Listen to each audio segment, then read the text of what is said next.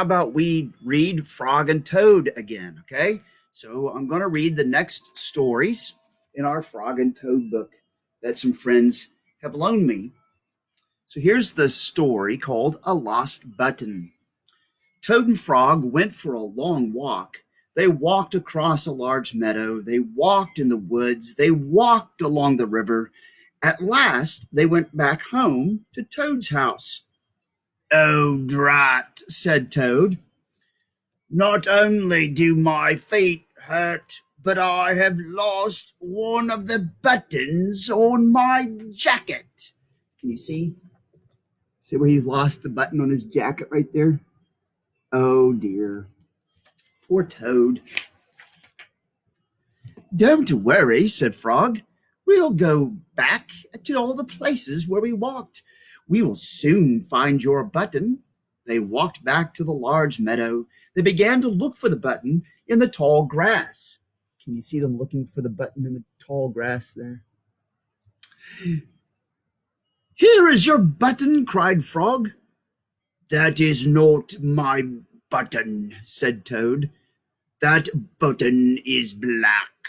My button was white." Toad put the black button in his pocket. Do you see it? Whoop, there we go. Okay.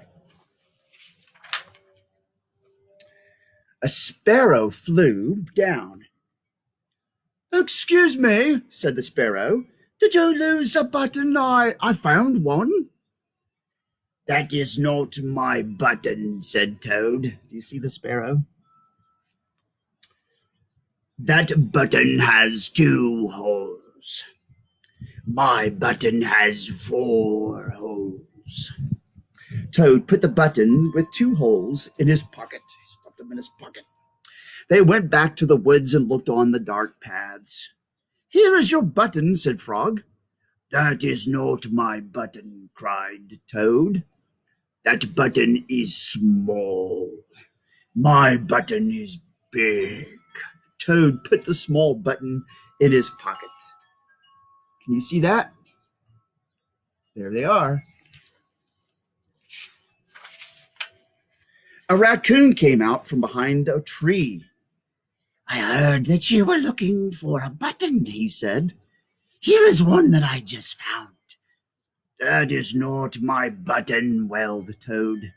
"That button is square. My button is round." Toad put the square button in his pocket. You see the raccoon? Frog and Toad went back to the river. They looked for the button in the mud. Squish, squish. "Here is your button," said Frog. "That is not my button," shouted Toad. "That button is thin. My button is thick." See? There they are amongst the cattails. You see that?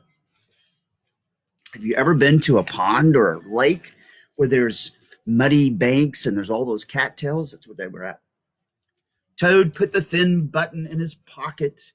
He was very angry. He jumped up and down and screamed, "The whole world is covered with buttons and not one of them is mine."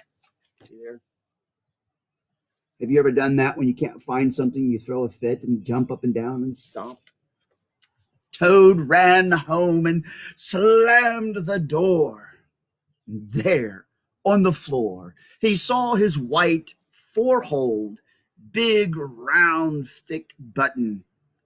"Oh," said Toad, "it was here all the time. What a lot of trouble I have made for Frog."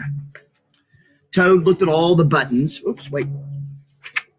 There he is. You see him finding the button on the floor? He's pointing to it. Let's see if I can turn a page. Here we go. Toad took all of the buttons out of his pocket. You see him doing that there? Right? Oh, look what he's doing here. He took his sewing box down from the shelf. Toad sewed the buttons all over his jacket. You see him doing that. The next day, Toad gave his jacket to Frog. Frog thought that it was beautiful. Look at there. Look at Frog hopping around. Frog thought it was beautiful. He put it on and he jumped for joy. None of the buttons fell off. Toad had sewed them on very well. Good job, Toad. How about the next story? A swim. Toad and Frog went down to the river. What a day for a swim, said Frog. Yes, said Toad. I will go behind these rocks. He's pointing that way. I will go behind these rocks and put on my bathing suit. A toad with a bathing suit? I don't wear a bathing suit, said Frog. Well, I do. After I put on my bathing suit, you must not look at me until I get into the water. I think Toad is a little vain. You see him put on his bathing suit.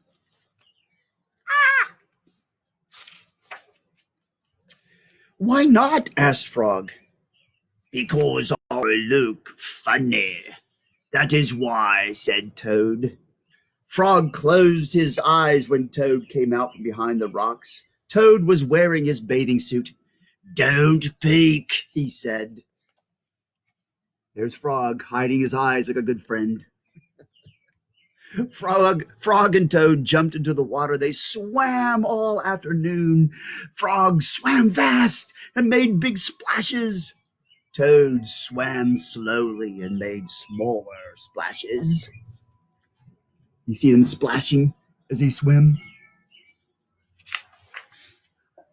A turtle came along the riverbank. Frog, tell that turtle to go away, said Toad. I do not want him to see me in my bathing suit when I come out of the river. Frog swam over to the turtle. Turtle, said Frog, you will have to go away. Why should I? Asked the turtle. Because Toad thinks that he looks funny in his bathing suit, and he does not want you to see him. See Frog talking to the turtle?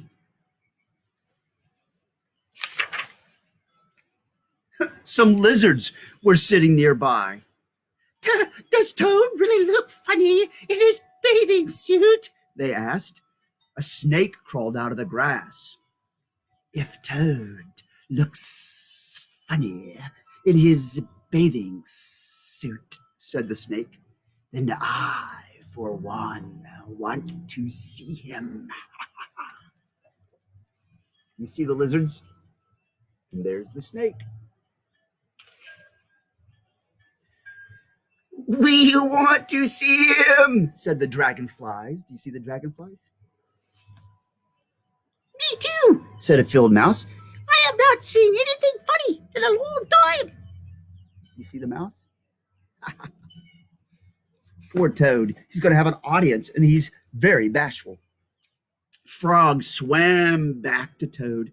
I'm sorry, Toad, he said. Everyone wants to see how you will look.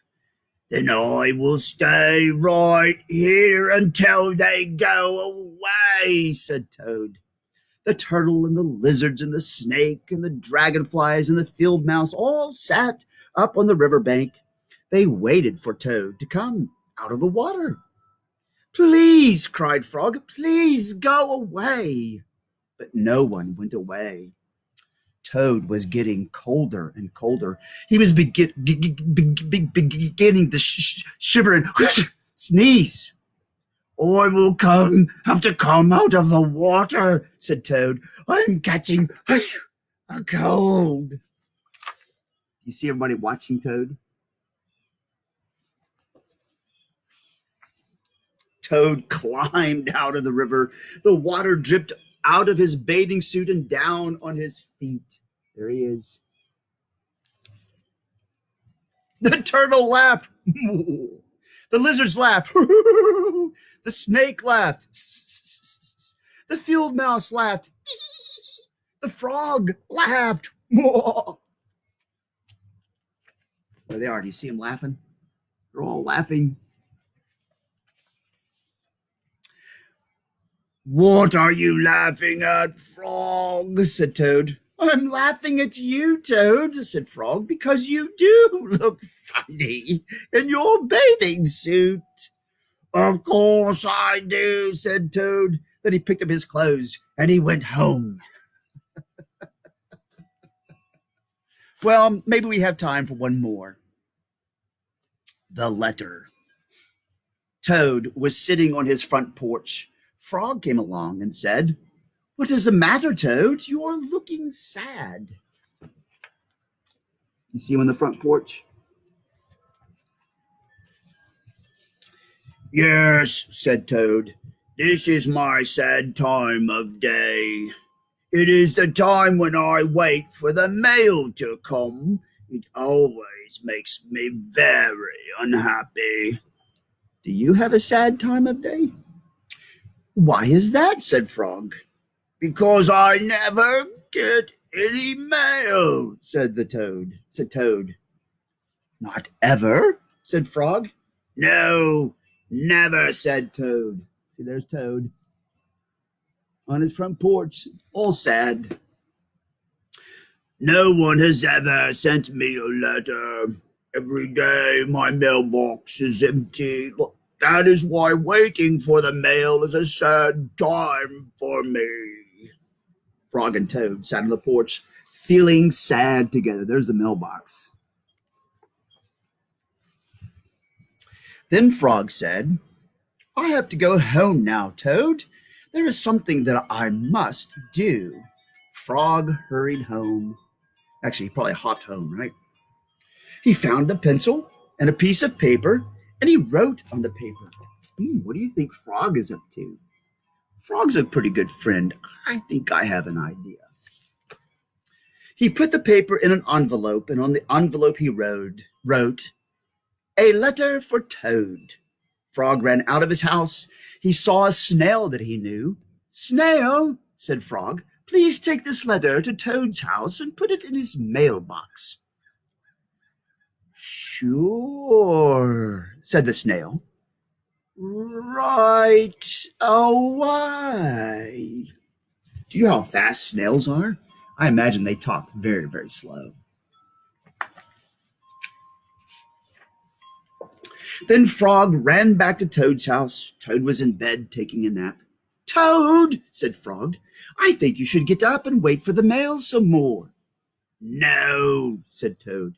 I am tired of waiting for the mail. Frog looked out of the window at Toad's mailbox. The snail was not there yet. What do you think that is? Toad, said Frog, you never know when someone may send you a letter. No, said Toad. I do not think anyone will ever send me a letter. So there's Toad in bed, and there's Frog looking out the window. Frog looked out of the window. The snail was not there yet. But Toad, said Frog, someone may send you a letter today. Don't be silly, said Toad. No one has ever sent me a letter before, and no one will send me a letter today. There's Frog looking out the window.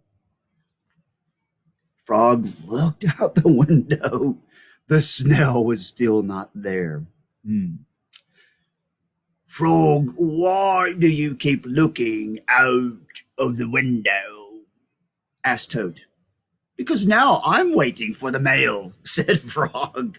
But there will not be any today. See, at least now Toad's up at the window looking out the window with Frog. Oh, yes, there will, said Frog, because I have sent you a letter. You have, said Toad. What did you write in the letter?